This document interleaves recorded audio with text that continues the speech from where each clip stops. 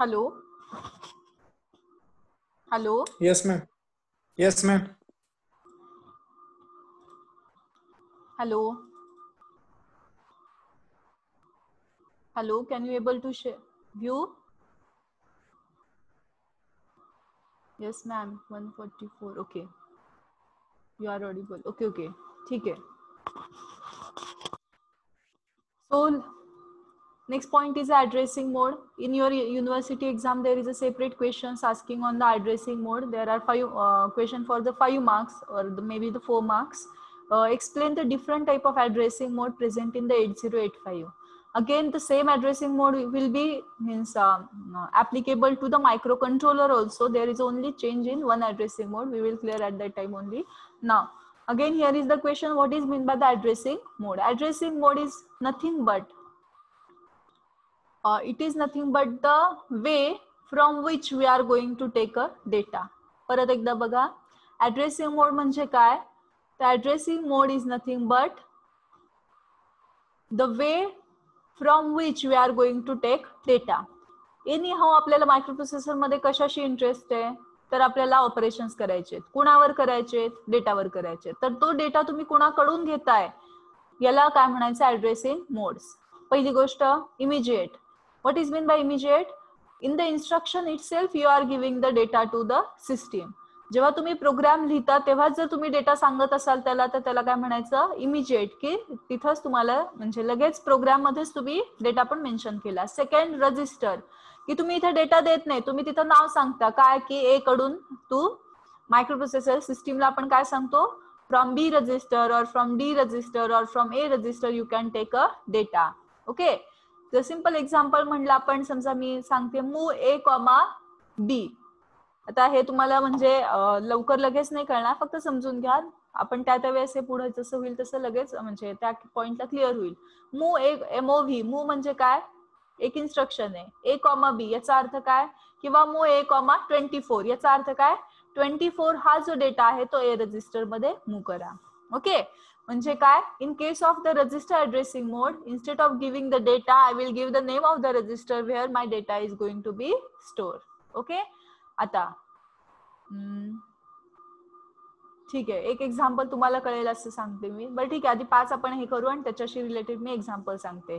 Direct addressing मोड मध्ये काय आहे, की instead of giving the data I will give the address of the data where data is going to be stored. Third, indirect. In this type of addressing mode I am going to tell the system about the address where the address of the data is stored. And last one is implied. Implied is nothing but the no address always data present in the accumulator. आता हे तुम्हाला काहीही कळलं नसणार आहे, so आपण परत एकदा मी व्यवस्थित एक्झाम्पल घेऊन सांगते. इमिजिएट म्हणजे काय? आता कन्सिडर करा की मला एका स्टुडंटशी, रोल नंबर जो कोणी असेल कन्सिडर करू आपण, एक स्टुडंट आहे, त्याच्याशी कम्युनिकेट करायचंय. ओके, जर एक स्टुडंट डायरेक्टली माझ्या समोर आला तर मी काय करेन, की मला फॉर एक्झाम्पल त्याला एक फाईल द्यायची आहे. मी काय करेल, एक स्टुडंट जर समोर आला तर मी डायरेक्टली फाईल त्याला देईन. क्लिअर झालं? ओके, याला काय म्हणायचं? इमिजिएट. इमिजिएट म्हणजे काय, की directly I am giving the data to the system. Okay, register म्हणजे काय बघा, की मी माझी म्हणजे डायरेक्टली सिस्टीमला माझा डेटा न देता मी सिस्टीमला काय सांगणार, की तू ए रजिस्टर कडून तुझा डेटा घे आणि हे ऑपरेशन परफॉर्म कर. ओके, थर्ड म्हणजे मी काय सांगणार, डायरेक्ट. डायरेक्ट म्हणजे काय, की आता फॉर एक्झाम्पल मला एक्स ला फाईल द्यायची आहे. ओके, पण मी कन्सिडर करा वाय स्टुडंट आहे, वाय स्टुडंटला सांगते की एक्स ला फाईल दे. ओके, त्याला काय म्हणायचं? डायरेक्ट.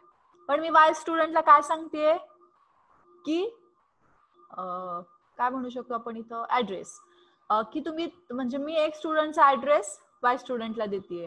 आणि सगळ्यात फोर्थ इंटरेस्टिंग आहे, फोर्थ म्हणजे खूप काय म्हणतो आपण, व्हेरी व्हेरी कॉम्प्लिकेटेड. इथं मी फोर्थ इनडायरेक्ट मेथडला मी काय सांगतेय, मी वाय ला सांगतेय की तुला एक्स ला ही फाईल द्यायची आहे, पण एक्सचा ऍड्रेस तुला झेड करून घ्यावा लागेल. कळलं का? आणि इम्प्लाइड मध्ये काय असतं, जो तुमचा अक्युमुलेटर असतो त्याच्यातच डायरेक्ट डेटा असतो, त्यामुळे तुम्हाला कुणालाही काही सांगायची गरज नाही. परत एकदा बघा, आपण हा पॉइंट जेव्हा आपण ऍड्रेसिंग मोड डिटेल बघणार आहे तेव्हा स्टडी करणारच आहोत. हे फक्त तुम्हाला फीचर लिस्ट आउट करायचे, पण तरी पण मी एकदा क्लिअर करते. सो त्यामुळे जरी इथं नाही समजलं तरी तिथं क्लिअरच होईल, पण इथं मॅक्सिमम म्हणजे तुम्हाला जास्त अवघड नाही वाटणार. तिथं आपण जेव्हा हा पॉइंट ऍज अ सिस्टम म्हणजे सिलेबस पॉइंट म्हणून बघणार आहे तेव्हा आपण एखादं एक्झाम्पल घेऊन बघू हे. Okay, so the instruction set of 8085 supports following addressing mode. Okay, कुठले immediate. In case of immediate addressing mode, we are directly giving the data in the instruction itself. Okay, register addressing mode. In case of the register addressing mode, instead of giving the data, we are giving the name of the register where the data is to be stored. म्हणजे data देण्याच्या ऐवजी जिथं data ज्या register मध्ये store आहे त्या रजिस्टरचं नाव आपण सांगतो. Third, direct addressing mode. In this type of addressing mode, we are giving the address of a memory location where the data is stored. समजा आता एखाद्या 0001 हे लोकेशन आहे आणि तिथं 23 डेटा स्टोअर केलेला आहे. ओके, तर मी 23 ने सांगणार, मी काय सांगणार 001 सिस्टीम मध्ये प्रोग्राम लिहिताना मी काय सांगणार ऍड्रेस सांगणार. म्हणजे जर मी ऍड्रेस देत असेल तर तो काय झाला डायरेक्ट ऍड्रेसिंग मोड झाला. आणि इनडायरेक्ट थोडं कॉम्प्लिकेटेड आहे. इनडायरेक्ट मध्ये मी जे सांगणार आहे म्हणजे मी काय सांगणार आहे address of the address. Okay, म्हणजे डेटा स्टोअर याच्यामध्ये काय लक्षात घ्या आता की मला एक्स ला फाईल द्यायची आहे, मी वाय ला काय सांगते तू झेड कडे जा, झेड कडून तुला एक्स चा ऍड्रेस मिळेल. ओके, म्हणजे मी वाय ला डायरेक्टली नाही सांगितलं झेड कडे जा म्हणून, मी काय सांग एक्स कडे जा म्हणून. मी काय सांगते you first go to the Z, take the address of the X and then go to the X and take a data from X. So हे मोर क्लिअर तिथं होईल. आता जरी तुम्हाला थोडं कन्फ्युज वाटत असेल तरी याच्यावर जास्त लक्ष देऊ नका, फक्त हे टाइप्स लक्षात ठेवा की कोणते ऍड्रेसिंग मोड्स असतात. एकदा रिवाइज करा कोणते असतात, इमिजिएट, रजिस्टर, डायरेक्ट, इनडायरेक्ट आणि इम्प्लाइड. इम्प्लाइड मध्ये काय असतं your data itself stored in the accumulator. Okay, so मी जर पुढची स्लाइड काढली आणि तुम्हाला सांगितलं आता लिस्ट आउट करा ऍड्रेसिंग मोड्स, तर तुम्ही रिवाइज करा कोणते कोणते, इमिजिएट, रजिस्टर, डायरेक्ट, इनडायरेक्ट आणि इम्प्लाइड. ओके, नाव नेक्स्ट फीचर आहे ते म्हणजे सगळ्यात संपूर्ण चॅप्टर म्हणण्यापेक्षा संपूर्ण जर आपण if we consider the entire syllabus of my MMC subject, then the very IMP point is nothing but the architecture of 8085. Again it can be, means there is a diagram. Now here two diagrams are there. Actually first diagram is a very clear where the BCD registers and all this are represented in a good manner. So इथं फक्त तुम्हाला जास्त इथं जे नाव वगैरे display होत नाहीयेत व्यवस्थित ते इथं होतात म्हणून मी पीपीटी मध्ये दोन्ही ठेवलेले आहेत. ओके, नाव आर्किटेक्चर हा असा पॉइंट आहे की ज्याच्यावर तुम्हाला 8 मार्क्सला क्वेश्चन येऊ शकतो, 4 मार्क्सला क्वेश्चन येऊ शकतो. जो एक्झामिनर असतो तो depending upon his choice he can ask the question. Now which are the type of questions in the exams on the architecture? There is a question that only draw the architecture of 8085 or draw the architecture of 8085 and list any 4 blocks, or sometimes they have specifically mentioned the different type of blocks which you are going to explain. Okay, so it is a very IMP points. So entire architecture is divided into the 6 parts. Arithmetic and logic unit, that is nothing but this ALU, green one. Okay, in this red, blue one, ALU, that is called as arithmetic and logic unit. It is the, as we say, microprocessor is the brain of the system, but inside of microprocessor there are number of blocks. Which are these blocks? Accumulator, temporary register, flag and all these things. In the entire microprocessor block, ALU is the heart of the microprocessor. Okay, जर संपूर्ण मायक्रोप्रोसेसरच्या diagram मधून ALU जर काढून घेतला तर microprocessor कोणतेही operation करू शकत नाही. म्हणून या पूर्ण डायग्राम मध्ये जर मेन कोण वर्क करत असेल तर ALU. बाकी सगळे ब्लॉक जे असतात ते त्याला सपोर्टिव्ह किंवा त्या कामात मदत करायला उपयोगी पडतात, पण actual exact work of the arithmetic and logic operation is going to perform at ALU. Okay, second unit is a register group. See here is what is the register we have listed here. This is the register group. It is A register, BCD, flag, PC and SP. So here is the accumulator, temporary register, that is W and Z, B, C, D, E. It is nothing but the general purpose registers. Then the stack pointer. See, stack pointer, program counter, increment and decrement latch, and last one is a buffer. Okay, so here is Then the interrupt control group, in this that upper one is a black, means black gray shaded one is block is nothing but the interrupt control group. After that is nothing but the serial input control group. In this diagram, that red one is a serial input control group. In the feature, we have already mentioned that there is a 2 pins means available for the serial communication. One is a SID, second is a SOD. Okay, and the last one is nothing but the address and data bus and address and data buffer. See here, these are nothing but the buses. Okay, buses are nothing but the simply connecting wires which is used to carry the data and address. So here is the address buffer.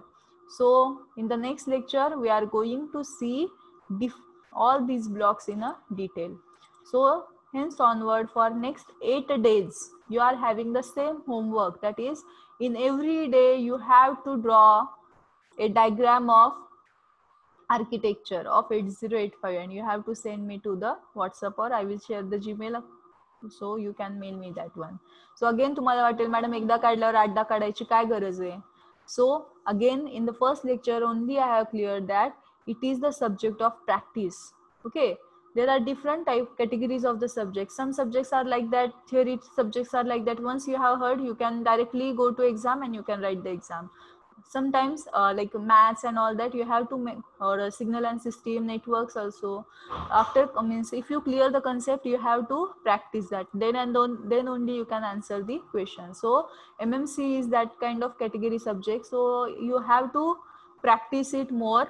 It is not the case that at this point you have cleared all the concepts and you directly go to the exam. No, you have to clear the exam, you have to revise the means you have to clear the points, you have to revise the point, and once you have the command on that point, then only you can write in the exam. So as again I have already told you that daily 10 minutes is more than sufficient for this subject. So प्रत्येक दिवशी फक्त तुम्हाला 10 minute द्यायचे त्या सब्जेक्टला, आणि या 10 मिनिटात असं काही रॅन्डमली तुम्हाला नाही करायचं. मी जे टास्क देईल तेवढं जरी केलं तरी सफिशियंट आहे. ओके, म्हणजे काही मनाने स्टडी करा मग कोणी करेल कोणी नाही असं नाही, सगळ्यांसाठी एक कॉमन टास्क आहे. आता पहिला आपला होमवर्क काय होता की फीचर लिस्ट आउट करायचे. मग आजचा होमवर्क काय असेल तुम्हाला, फीचर जे टोटल आहेत, पहिल्या होमवर्क मध्ये आपण अर्धेच फीचर हे केले, पुढचे हे फीचर जे होते ते नाही केले. सो आजचा होमवर्क काय की टोटल 1 ते 11 फीचर पाठ करून लिस्ट आउट करायचे. आता मी काय एक्सपेक्ट करते की तुम्ही घरी जेव्हा होमवर्क करताय तुम्ही ते वाचताय, तुमचं ऑटोमॅटिकली जसं रिव्हिजन होईल तसं पाठ होईल. एवढं काही नाही. आता वरचे तर 3-4 पॉईंट तुमचे पाठ पण झाले असतील की डेटा बस किती बीटचे, ऍड्रेस बस किती बीटचे. ओके, पुढच्या आता जसं तुम्ही जेवढं म्हणजे लुकआउट करताल तेवढं होऊन पण जाईल, असं स्पेसिफिकली पाठ करायची गरज नाहीये. पण आता इथून पुढे 8 दिवस हा होमवर्क असणार आहे. म्हणजे आज डायग्राम काढली तीच उद्या दाखवायची नाहीये, उद्या सेपरेट डायग्राम काढायचे. सो तिथे डायग्रामला तुम्ही काय लिहायचंय, तुमच्या पेजवर जेव्हा डायग्राम काढाल तुमचा रोल नंबर, डेट आणि नंबर लिहायचा 1, 2, 3, 4 वगैरे. ओके, कमीत कमी आपण कन्सिडर करू की 8 दिवसाचा हा होमवर्क असेल. 8 दिवसात तुम्हाला आर्किटेक्चर काढावं लागेल आणि मला सेंड करायचंय ना. माइट बी एवढं 8 दिवस काढायची पण गरज नाही पडणार, हार्डली दुसऱ्या किंवा तिसऱ्या दिवशी तुमचं ते पाठ होऊन जाईल. तरी पण एक प्रॅक्टिस म्हणून काढा. सध्या घरी आहात, वेळ आहे भरपूर. ओके, की प्रॅक्टिकल्स नाहीये, सो मॅक्सिमम तुम्ही करू शकता. आणि त्यातून जर तुम्हाला काय अडचण असेल तर मग मला तिथे व्हॉट्सअपला तुम्ही सांगा की काय प्रॉब्लेम आहे, नाही जमत आहे वगैरे. पण मी तर एक्सपेक्ट करते की 10 मिनिटं तुम्ही देऊ शकताय. ओके, सो याच्यात कोणाला काही डाऊट आहे का तुम्ही सांगा, शेअर करा मला आता चॅट बॉक्सला. आज आपण इथंच थांबणार आहे. उद्याच्या लेक्चरला फ्रेश मोड मध्ये आपण आर्किटेक्चर डिटेल मध्ये बघू. आता फक्त आपण आर्किटेक्चरचे टाइप्स म्हणजे आर्किटेक्चर टोटल जे आता हे पूर्ण डायग्राम आहे ती किती पार्ट मध्ये डिवाइड केलेली आहे, 6 पार्ट्स मध्ये. ओके, सो ती नंतर बघणार आहे उद्याच्या लेक्चरला. आता आज फक्त आपण फीचर लिस्ट आउट केले आणि means how we can different means काय म्हणतात architecture different type blocks of the architecture. Okay, so तुमचे काही सजेशन्स असतील तर सांगा, कळत असेल तर कळतंय म्हणा, नसेल तर सांगा, तसं फास्ट होत असेल किंवा आणखी. आता सेपरेट तुम्हाला नोट्स द्यायची काही गरज नाहीये कारण की पीपीटीज मी शेअर करते. ओके मॅम, पीपीटी सेंड करा. Okay, I will share the PPT only. Yes, after completion of this point I will share. Meanwhile you can make a screenshot on your mobile. Okay, I will show you the features and architecture diagram. You can make a screenshot after completion of this means after completion of the chapter I will send you the PPT.